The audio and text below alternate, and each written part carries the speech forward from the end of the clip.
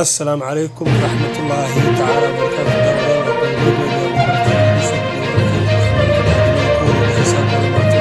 صدق tobanka bil shanaad 2020 waxaan idiin soo gudbinaynaa maamulka Puntland caasimadiisa Garowe ayaa waxaa ka dhacday israasayn dhaxmartay taliyaha qaybta iyo dhalinyaro hubeysan iyadoo aan la garanayn sababta ay ku timi arrintaasi. waxaan kula idiinaynaa haweeneyda ugu tijaarsan qaaradda Afrika Isabel dos Santos oo hantideeda la xanibay.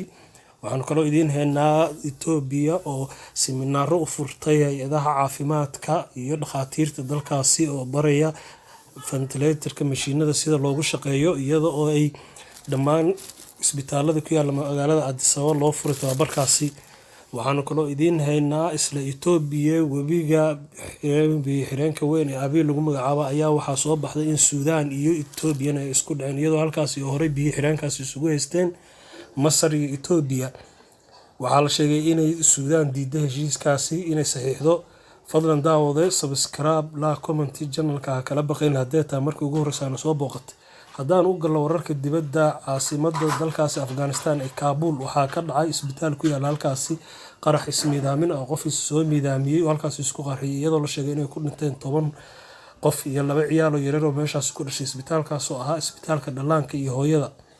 waxaan kaloo idiin haynaa dawadii loogu tijaabinayay cudurka COVID-19 oo Mareykanka uu dardar galiyay iyadoo uu ku bixinayo $138 milyan soo saarista silingayaasha dawada loo yaqaan faasiinta iyadoo Mareykanka yiri waa tan kaliya ee laga hortagi karo cudurkaas.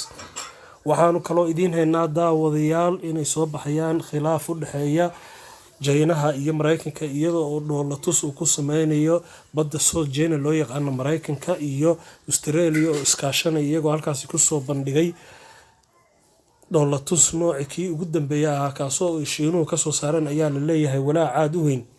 waxaa laga yaabaa inay halkaas uu ka yimaado ayay leeyihiin warbaahinta qaarkood isku dhac u dhaxeeya ciidamada Mareykanka ee China iyo ciidamada halka dhoolatuska ku sameynaya.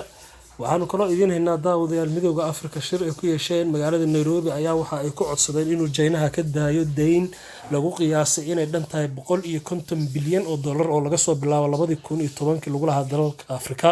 waa Bolimog Media tan iyo kulanti damo wanaagsan. wassalaamu calaykum waraxmatullaah.